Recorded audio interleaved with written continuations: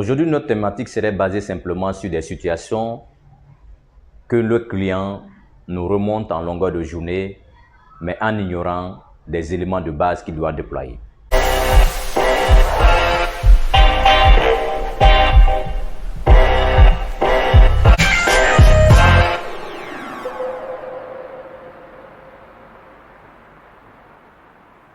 Bonjour, bienvenue à Wanadis Technologies. Aujourd'hui, notre thématique serait basée simplement sur des situations que le client nous remonte en longueur de journée, mais en ignorant des éléments de base qu'il doit déployer. J'ai été piraté, j'ai perdu mes données, j'ai été victime. La cause, elle est où? La cause s'identifie où? La cause est indexée où? À l'issue simplement de cette vidéo que vous êtes en train de suivre, nous allons vous montrer exactement les petits principes de base qu'il faut déployer au sein de votre entreprise ou au sein d'une entité en tant qu'administrateur réseau pour que vous puissiez vraiment protéger votre infrastructure dans les règles de l'art. Notre thématique serait basée simplement sur la notion de sécurité. Qu'est-ce que la sécurité dans le domaine informatique? La sécurité informatique, c'est l'ensemble des règles et précautions qu'il faut adopter pour protéger son infrastructure réseau ou se protéger son infrastructure informatique. Qu'est-ce que nous devons faire pour protéger notre infrastructure? Pour pouvoir protéger notre infrastructure, c'est que nous devons respecter un ensemble de principes que la sécurité exige en tant que technicien envers simplement les entreprises, envers simplement les entités que nous sommes administrateurs du système ou du réseau.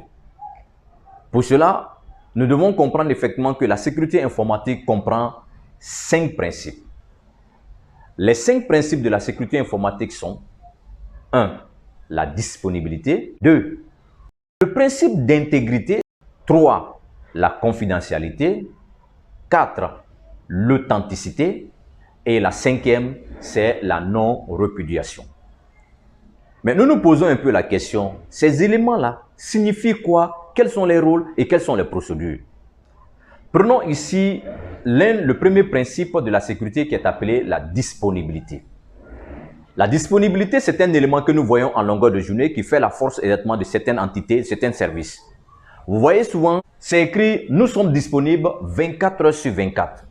Alors, nous sommes disponibles 24 heures sur 24. Cela signifie quoi? Cela signifie effectivement que les ressources sont disponibles 7 jours sur 7 et c'est en fonction du principe de disponibilité.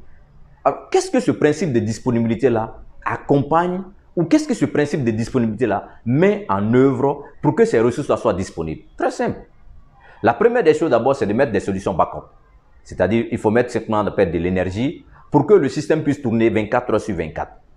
Donc, il peut arriver simplement, on a quoi? On a les UPS, on a automatiquement les backups énergétiques qui vont essayer de sauvegarder complètement de l'énergie en cas de rupture simplement de votre réseau électrique, qui ça peut être peut-être EDG. Alors, à partir de là, vous pouvez automatiquement passer à un système de reprise de votre infrastructure sans pourtant qu'il puisse avoir ce qu'on appelle interruption. Mais c'est pour vous aussi permettre directement aux applications métiers ou à des applications que vos collaborateurs vont utiliser simplement, même chez eux à la maison, à travers simplement le bureau. Ça, il faut ce principe-là qu'on appelle la disponibilité. Donc, en résumé, le principe de la disponibilité, c'est un principe de la sécurité que nous mettons en place pour rendre exactement notre ressource informatique ou notre infrastructure informatique disponible selon un temps que nous avons bel et bien défini. Nous disons simplement que nous sommes disponibles 6 jours sur 7, ce qui veut dire effectivement que votre principe de disponibilité doit être dans 7 jours. Et selon simplement ces temps.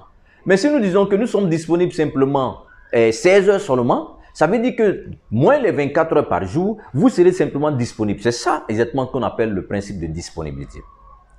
Maintenant, le principe d'intégrité, c'est un principe de la sécurité qui va permettre exactement en tant qu'un administrateur de mettre exactement un réseau vraiment fiable pour que le transfert des paquets d'informations d'un point A vers un point B avec une taille bien définie, elle ne soit pas dénaturée ou bien elle perd complètement son volume.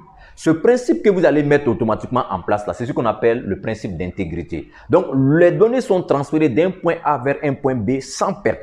Cela est lié à quoi? Cela est lié simplement aux médias que vous mettez. Si les médias que vous mettez exactement ne sont pas de qualité, ce qui veut dire que votre principe d'intégrité ne serait pas respecté.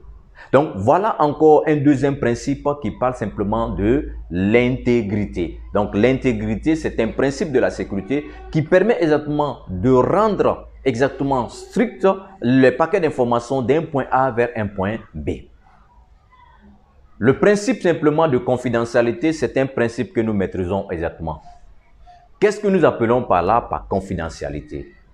Nous avons un serveur, nous avons partagé les ressources, nous avons partagé les fichiers, nous allons définir les droits d'accès, qui doit avoir accès à tel élément ou ne doit pas avoir à tel élément. Ce principe en question que vous mettez pour paramétrer exactement l'accessibilité simplement d'une ressource selon un groupe de personnes, ce principe-là est appelé la confidentialité. Ce principe peut aller simplement sur la notion de partage d'un fichier avec les droits d'accès. Ça, c'est un principe de confidentialité. Ce principe peut être avec les droits d'accès que vous définissez. Utilisateur, super utilisateur, admin. Ça, ce sont les principes de confidentialité. Donc, le principe de la sécurité côté 3 nous dit effectivement que la confidentialité, c'est un principe qui est vraiment très important, qui permet automatiquement de sécuriser les données pour définir ce qu'on appelle les droits d'accès.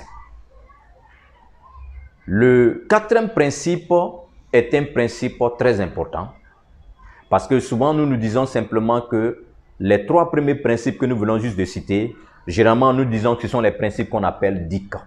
Le principe DIC, c'est le principe élémentaire, c'est-à-dire que c'est un principe que nous mettons en place, quelle que soit la structure, qui permet exactement de définir ce qu'on appelle un niveau de sécurité aussi élémentaire. Parce que déjà, nous protégeons nos machines, nous protégeons simplement nos ordinateurs avec simplement ces mots de passe. Mais le principe de authenticité est un principe très utile. Pour les administrateurs réseau, lorsque nous avons ce qu'on appelle un nouveau collaborateur, nous devons exactement créer son compte au sein simplement de notre serveur en définissant ce qu'on appelle un droit d'accès. Ce droit d'accès en question va permettre à ce personnage-là d'avoir accès à des ressources dans le réseau. Mais qu'est-ce qui va lui permettre d'avoir accès à ces ressources? 1. Son identifiant. 2. Son mot de passe.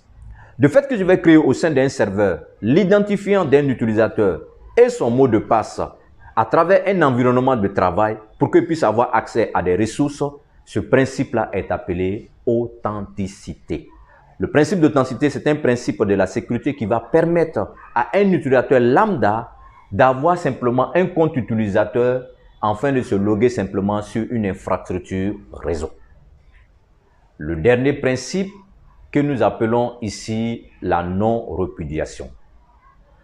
Lorsque il y a ce qu'on appelle des incidents majeurs qui ont été contractés au sein de votre réseau, il faut automatiquement faire appel à ce qu'on appelle un expert dans le domaine du réseau informatique pour pouvoir faire quoi? Pour pouvoir auditer votre réseau. Le système d'audit simplement de votre réseau, c'est un principe qui serait mis en place que nous appelons la non-répudiation. La non-répudiation est un principe de la sécurité qui permet de trouver le coupable de l'acte qui a été commis simplement dans le réseau informatique. Ça, ce principe, on appelle cela la non-répudiation. Nous sommes à la fin simplement de notre vidéo, comme nous l'avons toujours défini exactement. Nous vous remercions.